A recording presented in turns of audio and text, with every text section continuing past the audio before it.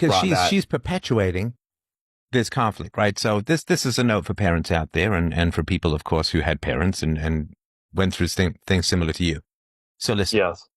you have to be a near infinite court early on in sibling conflicts, right? And this, so the general temptation for parents when they come into a room and the kids are fighting is they just want the fighting to stop and they want to go back to what they're doing. And they just, of course, every kid's going to lie. Oh, he started it. No, she started it. So the temptation of the parents is just to say, well, just learn to play nicely together. Or if you can't play nicely, go play alone. Or, why don't you watch something on television rather than like whatever. They just want to make the conflict stop so they can get back to whatever they're doing. Right. But all they're doing is guaranteeing that for the next, 20 years or more, exactly the same shit's going to go down. If you don't get in there and spend an hour, 2 hours, 3 hours, however long it takes to get to the bottom, to get to the facts.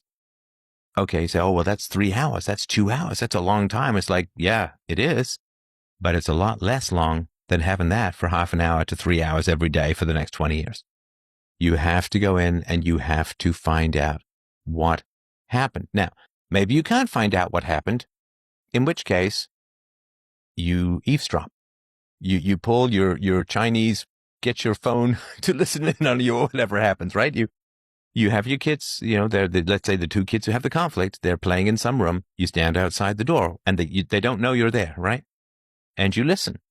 You put in a nanny cam, the camera's in the tent. You do whatever you need to do. You can be full on Big Brother surveillance state if you have to be, right?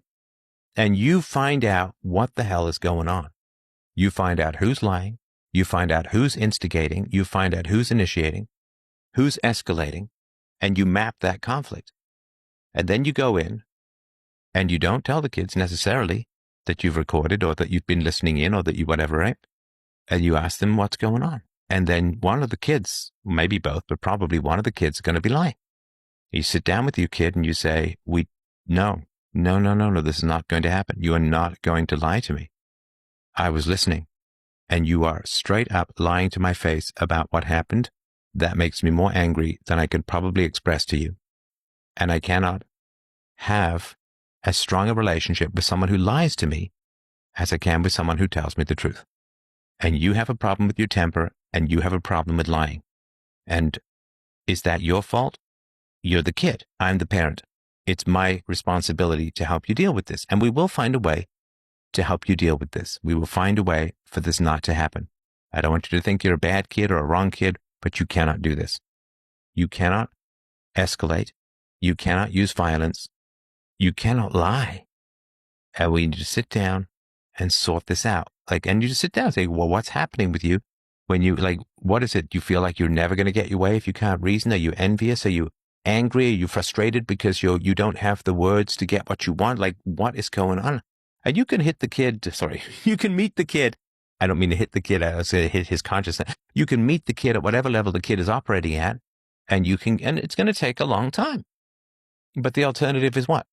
You're Switzerland to every conceivable conflict, and that just means that whoever instigates and lies is the one who wins. And you're teaching you're teaching the aggressive child that lying and escalating works perfectly, and you're teaching all the other kids, or the kid who the violent or aggressive child is bullying, that justice will never happen.